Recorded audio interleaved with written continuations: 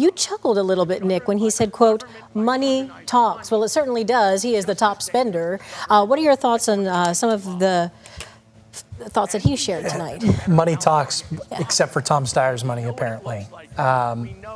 This doesn't sound like a speech that's being made from a position of strength. It sounds like a speech that's being made, an airing of the grievances, right? A lot of what he said just came across as extremely hypocritical. And if he wants to talk about affordability in California, he should be looking at himself and his own party and the policies that they're passing in this state. It's not because of greedy corporations, it's because of what's happening in the legislature over the last 8 years that have caused the affordability crisis in this state. And the fact that he's not owning up to any of that is really illuminating. Republican strategist Nick Mirman, shots fired. Democratic strategist Andrew Acosta.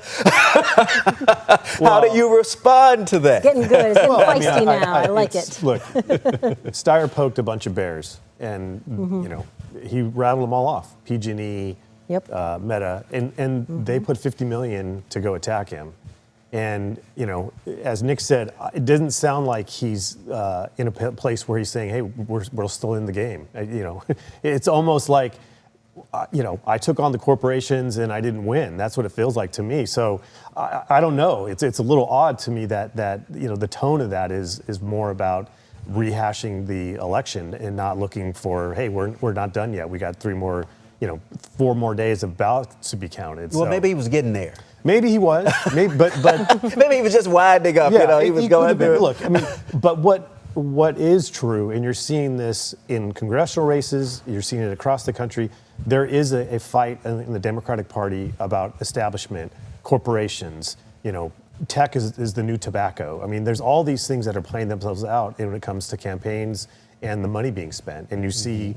Local Mike Thompson being hit for contributions he's taken over the years. So this thing about money is sort of baked into the cake now, and I think we're going to see more of this in Democratic politics going forward, where people have criticized Rusty Hicks and the Democratic Party for the money they've taken. And clearly Tom Steyer is using those talking points today.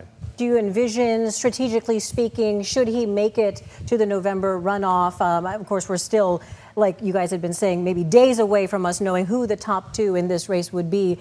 Do you envision, or would you advise strategically to change a little bit in the tone, depending, based on what we've seen in this speech here and the reaction to that speech? Well, as we talked about, primaries, you're talking to base voters. Mm-hmm. So, Tom Steyer's message was geared to 30%, and that's what he was shooting for.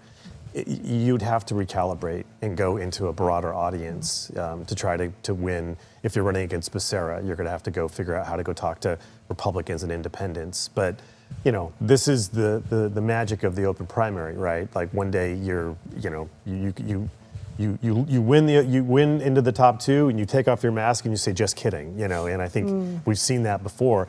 I'm not sure if he would do that. I'm not, he's a guy that can write his own check. He doesn't really have to change too much. He can just double down.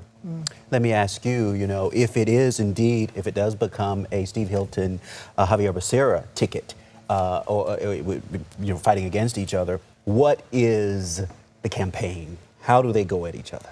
Oh my gosh. Steve is going to have a field day with Xavier Becerra's record, both as Secretary of HHS under Joe Biden, and his failure as Attorney General for 4 years to really take on rising crime in California. And Becerra, all he needs to do is stand up there and talk about how connected Donald Trump and Steve Hilton are, right? It's a pretty simple race for Becerra's team to run. Hilton, the onus is going to be on him to go out and raise $50 million, because that's what it's going to take at minimum in order to define Becerra in a way that's really going to damage him. You saw Tom Steyer spend countless millions of dollars over the last couple of weeks trying to take down Becerra with a list of top hits, right? None of them seem to have landed at this point. We've still got several more days of counting ballots to see how that worked out, see if that late surge is real. But the Hilton team, if it is Becerra in the top 2 with Steve Hilton, they're going to have a tough go of it. Let me ask you, Steve Hilton, is he the next governor? Are you scared? Not even close. On so many levels, you can't make the comparison of how Arnold Schwarzenegger became governor and, a guy that can't pronounce taco. It's one of these things where I have a hard time with a English gentleman, lecturing us about what the California dream should look like. And as to Nick's point, only thing that and you won't see the two of them together. Becerra and Hilton aren't going to be doing any debates. Why would Becerra lower himself to that? Mm-hmm. And all he has to say is Donald Trump's buddy, the Fox News guy. And endorsed by. Right, and that's it. That's on the bumper sticker. That's easy.